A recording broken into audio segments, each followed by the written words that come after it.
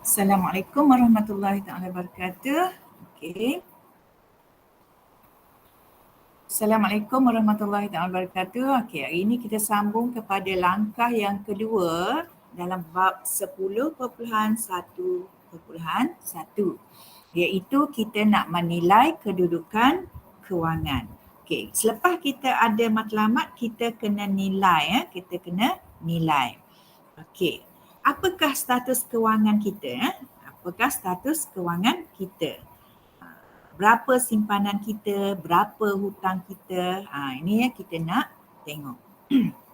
Jadi di sini ada beberapa unsur ada beberapa unsur untuk kita nilai kita punya status kewangan, kedudukan kewangan kita. Yang pertama kita tengok kepada aset. Aset ni apa dia? Apa aset ni? Okey. Kita nak tengok aset. Jadi awak pernah dengar perkataan aset ya? Aset ni bermaksud hak kita punya.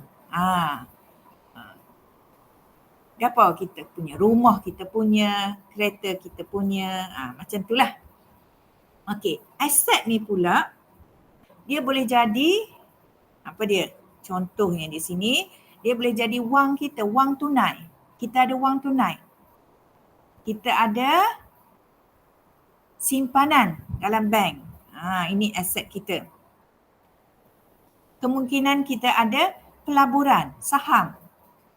Itu ialah kita punya. Jadi hak kita dah. Macam kereta belum tentu lagi jadi hak kita dah sebab kita kena bayar ansuran. Kecuali kita sudah habis bayar semualah. Maka dia akan jadi hak kita. Okay. Jadi ini ialah contoh-contoh aset yang ada, yang kita boleh adalah. Yang ni wang tunai biasa kita adalah wang tunai. Simpanan kita simpan juga dalam bank sikit-sikit. Pelaburan mungkin awak melabur di dalam ASB ke saham Kuala Lumpur ke apa-apa jenis saham lah. Okey. Yang kedua, selain daripada aset ni kita kena tengok yang kedua ni ialah liability. Liability. Apa liability ni?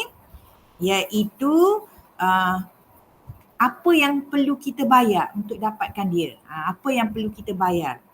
Jadi contohnya kita buat pinjaman. Pinjaman kita kena bayar. Pinjaman kita kena bayar. Ataupun kita ada hutang lah. Hutang dengan siapa-siapa. Okey, kita ada hutang. Okey. Jadi semua ni adalah yang kita perlu bayar. Pinjaman kita kena bayar. Hutang kita kena bayar. Jadi daripada kita menilai kedudukan kewangan ni kita dapat membantu membantu mengukur prestasi kewangan kita. Iaitu kita ukur sendiri duit kita ada banyak mana, apa yang perlu kita belanjakan. Kita nilai kedudukan kewangan kita. Jadi kalau kita wang tunai kita ada sedikit, kita nak buat pinjaman lebih daripada wang tunai yang kita ada, mungkin tak logik lah. Okey, seterusnya kita pergi kepada langkah ketiga. Langkah ketiga ialah mewujudkan pelan kewangan. Okey, kita dapat duit dari mana sebenarnya? Nak wujudkan pelan kewangan ni kita kena tahu kita dapat duit dari mana. Jadi kalau contoh ibu dan ayah awak tu, contoh dia ada pendapatan, dia kerja makan gaji ke, dia kerja hari-hari menjual ke, tak apalah. Pendapatan, dia ada pendapatan. Okey, ini ialah sumber dari mana duit kita dapat, iaitu pendapatan. Dan pendapatan ni juga ada dua jenis. Okey, ada dua jenis. Kita nak tengok apa jenis pendapatan. Yang pertama, pendapatan aktif. Apa yang dimaksudkan dengan pendapatan aktif?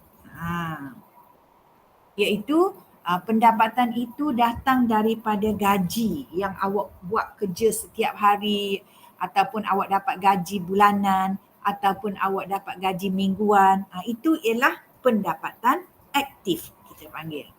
Jadi pendapatan aktif ni contohnya ialah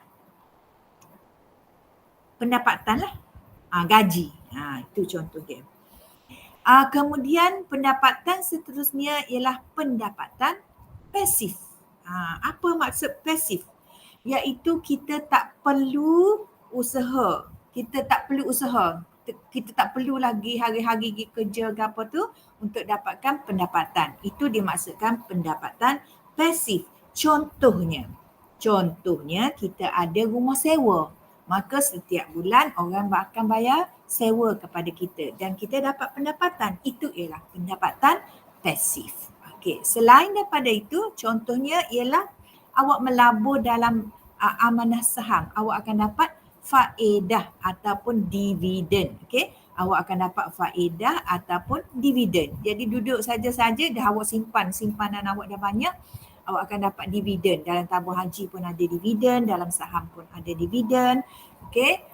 Sewa ni ikutlah sewa rumah ke, awak ada perusahaan kereta sewa ke, bila orang nak sewa awak bagi sewa, awak dapat duit. Itu pendapatan pasif. Jadi kita kena bezakan antara pendapatan aktif dengan pendapatan pasif. Ini ialah pelan kewangan yang pertama. Kita kena tahu pendapatan kita, ya. Kita ada pendapatan. Kemudian kita kena tahu perbelanjaan kita. Okey, kita kena tahu perbelanjaan. Okey, perbelanjaan ni ada dua jenis. Okey, perbelanjaan ni ada dua jenis. Ada dua jenis juga cikgu. Ya. Okey, perbelanjaan yang pertama ialah perbelanjaan tetap. Maksudnya tetap ni kita kena adalah benda ni, kena beli semua. Kena belanja semua ke arah tetap ni. Apa yang dikatakan perbelanjaan tetap ni? Sebenarnya awak hari-hari duk guna benda ni perbelanjaan tetap. Cuma kita tak tahu. Perbelanjaan tetap ni maksudnya kita mesti bayar. Mesti dibayar. Itu maksud tetap. Kita kena bayar. Contohnya, sewa rumah. Kalau sewa rumah, bayaran insurans. Okay, kalau ada insurans, contohnya ibu ayah awak ada ambil insurans pendidikan untuk awak. Jadi setiap bulan dia kena bayar. Itu ialah perbelanjaan tetap. Ansuran kereta, contohnya ibu ayah awak lah. Ataupun cikgu pun samalah. Ansuran kereta setiap bulan kena dibayar. Kalau kita tidak bayar, mungkin akan diambil balik ataupun dikenakan tindakan lah. Okey.